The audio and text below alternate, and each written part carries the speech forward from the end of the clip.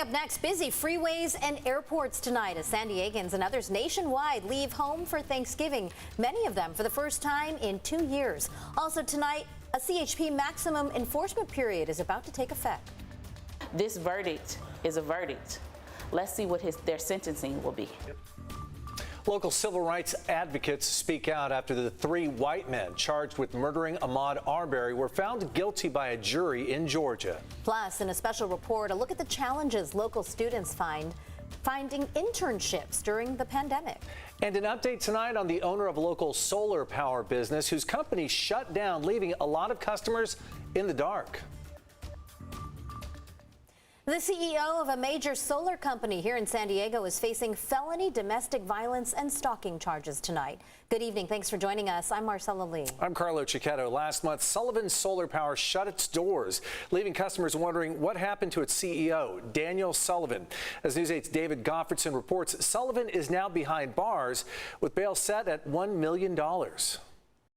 We've charged him with 3 felony violations of stalking. That carries with it a total of a maximum possible punishment of 5 years, 4 months in prison. This is News 8 video of Daniel Sullivan from 2009, when he was the high-flying CEO of Sullivan Solar Power in San Diego. Last month, the business suddenly shut down, leaving customers high and dry, unable to contact the company. Now Sullivan's in jail facing felony charges of stalking his former girlfriend and misdemeanor charges of disobeying a temporary restraining order the woman had obtained against him. In March, he contacted her again, started making malicious threats, sending her inappropriate videos of heads in frying pans, sending her texts of #cartellife. Family law attorney Frank Terrazas represents the woman who News 8 is not naming because she's an alleged victim of domestic violence. Physical hitting, slapping, harm to her, emotional abuse, verbal abuse as well. Court records show Sullivan was charged with misdemeanor domestic violence against the same woman in 2017. The current temporary restraining order alleges Sullivan sent threatening text messages to the woman. Then on November 10th, the woman alleges Sullivan let the air out of her tires on her car. And while she was airing up her tires, she immediately received a text message from Mr. Sullivan saying, "Tire problems aren't fun," with a fire emoji. Sullivan was arrested Monday and pleaded not guilty Wednesday in Vista Court. He remains in jail with bail set at $1 million. Obviously, in domestic violence cases and stalking cases, which is what this case is, we are concerned for the safety of the victim, and we believe that based on the charges that we've brought forward in the complaint, that $1 million is reasonable to keep the victim and the community safe. News 8 reached out to Sullivan's attorney, who did issue us a statement saying Sullivan's actions do not rise to the level of criminal activity, and we look forward to proving that in court. Marcella? David, when is Sullivan's next court appearance? I'm sure he's anxious to see if he will get bail.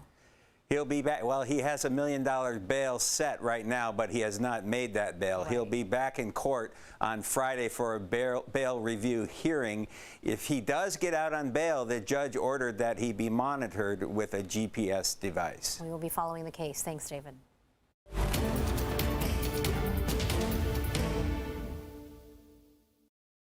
In Brunswick, Georgia, the 3 white men charged in the death of Ahmaud Arbery have all been found guilty. Travis McMichael was convicted of all of the charges against him. He was found guilty of malice murder, 4 counts of felony murder, 2 counts of aggravated murder, false imprisonment, and criminal contempt to commit a felony. His father, Greg McMichael, was found guilty on 4 counts of felony murder, 2 counts of aggravated assault, false imprisonment, and criminal attempt to commit a felony. William Roddy Bryan Jr. was convicted of 3 counts of felony murder, 1 count of aggravated assault, false imprisonment, and criminal contempt to commit a felony.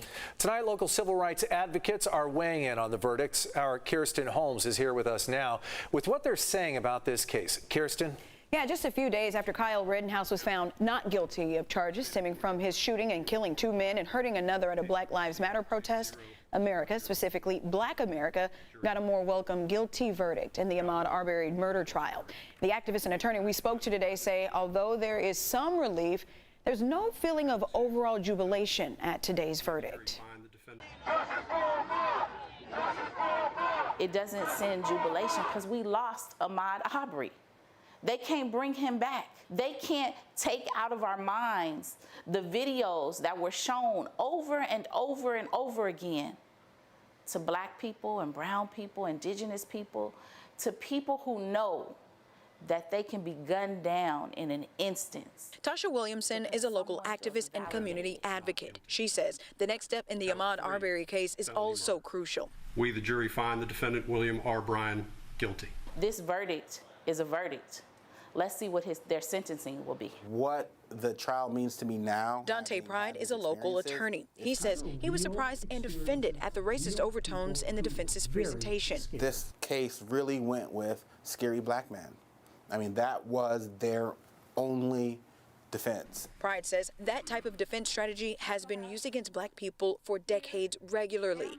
He's encouraged that the judge and jury saw through it. Hopefully, an old racist trope that's going away now. The big, scary black man that is here to just do harm to everyone, such that it's okay to kill this man. It's okay to treat this man with ill respect because he's this big, scary black man. Defendant William R. Bryan, not guilty. Pride says in his analysis, the not guilty verdicts for some charges against William Roddy Bryan Jr. says the jury paid attention to detail instead of sensationalization. Really, it makes us feel a little bit better that we know that the jury was actually looking into the facts and kind of parsing things out. Williamson says despite the mostly guilty verdicts being returned, the entire process in the Ahmaud Arbery case had serious flaws. They weren't immediately arrested.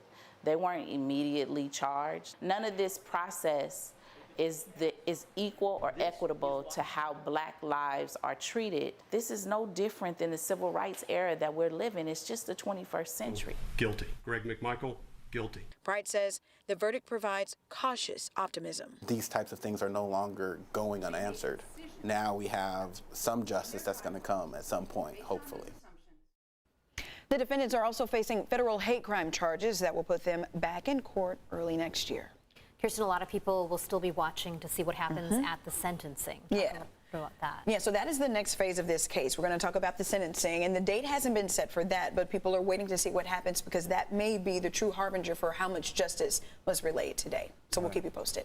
More to come. Again, that trial set for February, but some closure, at least the start of closure for the family after getting this verdict today. Yeah. Kirsten, thanks. Thanks.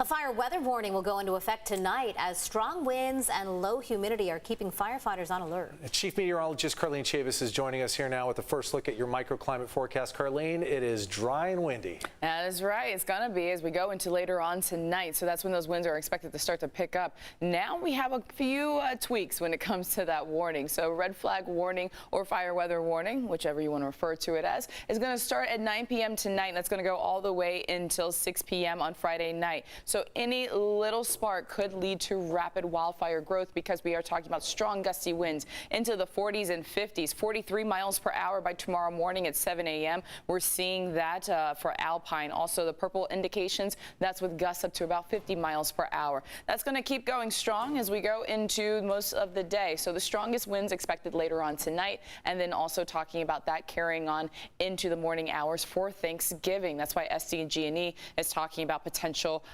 shutting off power because of these strong gusty winds. And then we're also looking at dry conditions as a result of Santa Ana winds into the teens with relative humidity values and even into single digits. And that's around this time tomorrow. We'll take a look at your complete forecast coming up. Marcella? All right, Carlene, thanks. Many San Diegans are gassing up, as painful as that may be, and hitting the roads to spend time with their loved ones for Thanksgiving. They're also hitting the skies. Highway Patrol on the ground says to expect a lot more congestion on the roads this year compared to last year's holiday. And the airport has been busy all day today. The day before Thanksgiving is one of the busiest travel days of the year, whether you're flying or driving in or out of San Diego. Sunday is expected to be the busiest day for air travel through San Diego International Airport, so make sure to leave yourself enough time. A warning tonight for people who celebrate a little too much during the long holiday weekend, and a reminder never to drink and drive. The CHP's maximum enforcement period began just a few minutes ago at 6 o'clock and will go all the way through Sunday at 11:59 p.m. All available CHP officers are out on patrol. In addition to DUI, they will be on the lookout for other unsafe driving practices like seatbelt violations, speeding, and distracted driving. Do not text there out on the roads. Thanksgiving is a time for celebrating with friends and family and a time to be grateful for what we have. It's also time to think about those who are less fortunate and how we can help. News 8's Tim Blodgett was at Father Joe's Villages in downtown San Diego today, where it's a tradition on this holiday to take care of those in need. I'll wager nearly everyone knows what foods will be on the table this week. We're having turkey, mashed potatoes, gravy, and stuffing. Like no other American holiday does the food quite take center stage like Thanksgiving.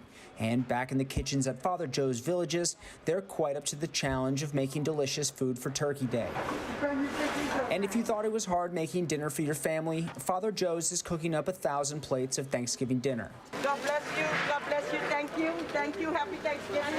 I'm thankful for the meal and everybody that served, and I'm grateful for the beautiful day.